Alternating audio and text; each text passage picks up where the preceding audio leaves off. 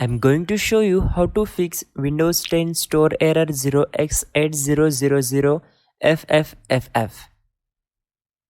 So go to Start menu, type Services, click here to open it. From the list of services, search for Background Intelligent Transfer Services. Double click on it and set Startup Type as Automatic. Then click on OK. Again find out for Windows Update. Double click on it and set Startup Type as Automatic. Then click on Apply and click here to start the services.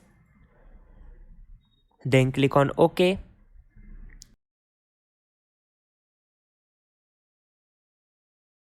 Now go to Start and type Apps and Features.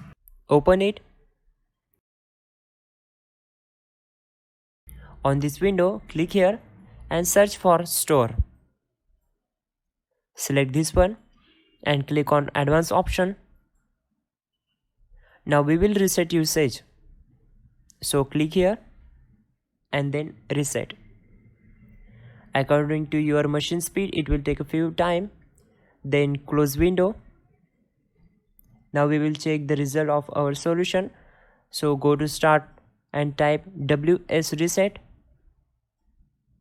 Click here to open it.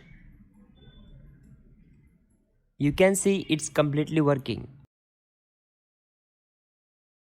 That's it guys, you are good to go.